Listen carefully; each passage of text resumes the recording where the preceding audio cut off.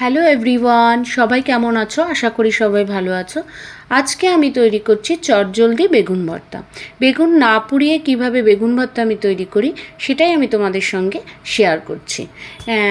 তার জন্য আমি একটা বেগুনকে 4 টুকরো করে নিয়েছি, আর নিয়েছি পেঁয়াজটাকেও ডুন করে কেটে নিয়েছি টমেটো, 3-4 কোয়া রসুন, ধনে পাতা আর একটা কাঁচা লঙ্কা। আমরা যেহেতু ঝাল কম খাই তাই আমি একটাই নিয়েছি, যে যেরকম ঝাল খাও সেই হিসাবে লঙ্কা নিতে পারো। এটা খুব তাড়াতাড়ি এই রান্নাটা হয়ে যায়, বেশি সময় লাগে না। চলো এবার এটা আমি তৈরি করি। তার জন্য আমি কড়াইতে তেল দিয়েছি। তেলটা যে গরম হবে তখন আমি বেগুন ভর্তার জন্য যা যা লাগে সেগুলো আমি রেডি করেছিলাম, সেগুলো এক এক করে কড়াইতে সব দিয়ে দেবো। যেমন বেগুন, টমেটো, পেঁয়াজ, রসুন, লঙ্কা সব আমি দিয়ে দেবো। একমাত্র ধনে পাতাটাই আমি রান্নার শেষে দেবো, নামানোর আগে। এবার ওইগুলোকে একটু ভালো করে নাড়িয়ে দিয়ে এর মধ্যে আমি দিয়ে দেবো হচ্ছে লবণ দিয়ে এটাকে আমি ঢেকে দেবো।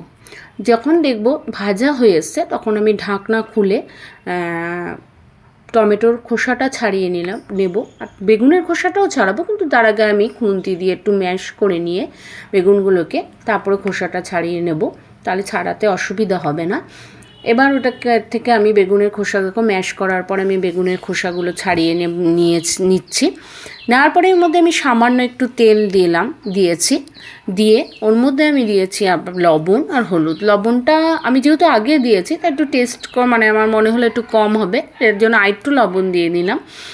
দিয়ে হলুদ দিয়ে ভালো করে ওটা আবার মিক্সড করে নিয়েছি। যখন এটা রেডি হয়ে গেছে তোর মধ্যে আমি দিয়ে দিলাম ধনে পাতা। দেখো খুব সুন্দর হয়ে গেছে, কড়াইতে আর লাগছে না, মানে এটা রেডি। এটা রুটি, পরোটা, ভাত, গরম ভাত সাথে অসাধারণ লাগে। তোমরা বাড়িতে ট্রাই করে দেখতে পারো। আমার এই রেসিপিটা তোমাদের কেমন লাগলো অবশ্যই কমেন্ট করে জানিও। আর ভালো লাগলে আমার চ্যানেলটাকে সাবস্ক্রাইব করে দিও, আর একটা লাইক শেয়ার করো। এতক্ষণ আমার সঙ্গে থাকার জন্য তোমাদের সবাইকে